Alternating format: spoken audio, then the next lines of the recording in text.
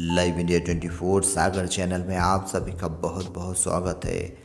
कार्तिक मास भगवान विष्णु की आराधना का सबसे पवित्र समय माना जाता है। इस समय श्री कृष्ण पक्ष की एकादशी को कहा जाता है, रमा एकादशी, जिसे कुछ स्थानों पर रंभा एकादशी भी कहा जाता है। यह एकादशी केवल उपवास का दिन नहीं बल्कि आत्मा की शुद्धि, पापों के प्रायश्चित और मोक्ष का द्वार खोलने वाला पर्व है। रमा एकादशी कब मनाई जानी है? वर्ष 2025 में रमा या रंभा एकादशी का पावन व्रत 17 अक्टूबर शुक्रवार के दिन मनाया जाएगा। एकादशी तिथि का आरंभ 16 अक्टूबर को होगा और समापन 17 अक्टूबर को प्रातः में। व्रत का पारण 18 अक्टूबर की सुबह सूर्योदय के साथ शुभ मुहूर्त में किया जाएगा। रमा यानी माता लक्ष्मी श्री हरि विष्णु की अर्धांगिनी। इस दिन जब भक्त विष्णु जी की उपासना करते हैं तो उनके साथ लक्ष्मी जी की कृपा भी सहज ही प्राप्त हो जाती है, इसलिए इसे रमा एकादशी कहा जाता है।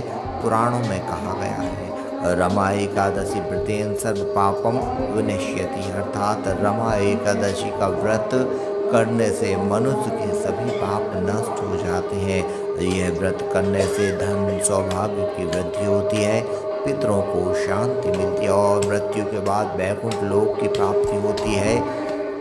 सतयुग में एक प्रतापी राजा हुआ करते थे।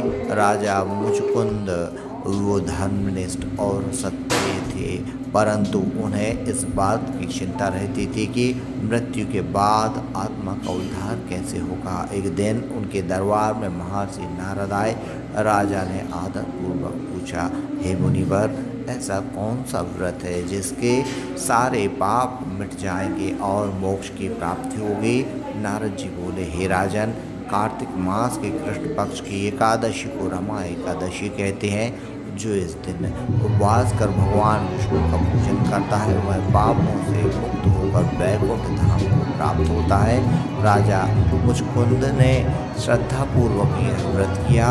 उन्हें पूरे दिन उपवास किया, रात्रि में भगवान विष्णु का नाम संकीर्तन किया। कुछ ही समय बाद जब उनका देहावसान हुआ तो विष्णु जी के पार्षद उन्हें स्वर्ण रथ में बैठाकर वैकुंठ धाम ले गए। वहाँ उन्हें दिव्य स्वरूप प्राप्त हुआ।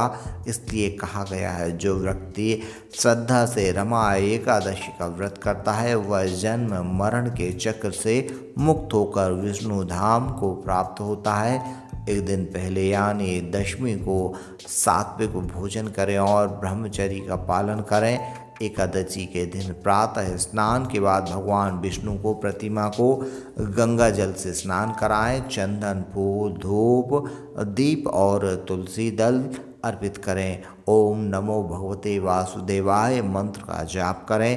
पूरे दिन उपवास और रात्रि में विष्णु नाम संकीर्तन करें। द्वादशी के दिन ब्राह्मणों को भोजन और दान देकर व्रत का पालन करें।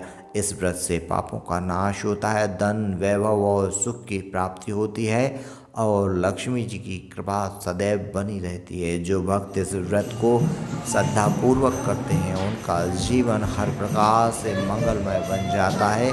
रमा एकादशी केवल उपवास नहीं, यह वह दिन है जब भक्त अपनी आत्मा को शुद्ध कर विष्णु जी के चरणों में समर्पित हो जाता है। इस पावन दिन पर श्री हरि विष्णु और माता लक्ष्मी जी की आराधना करने वाला भक्त धन, सौभाग्य और मोक्ष तीनों की प्राप्ति करता है।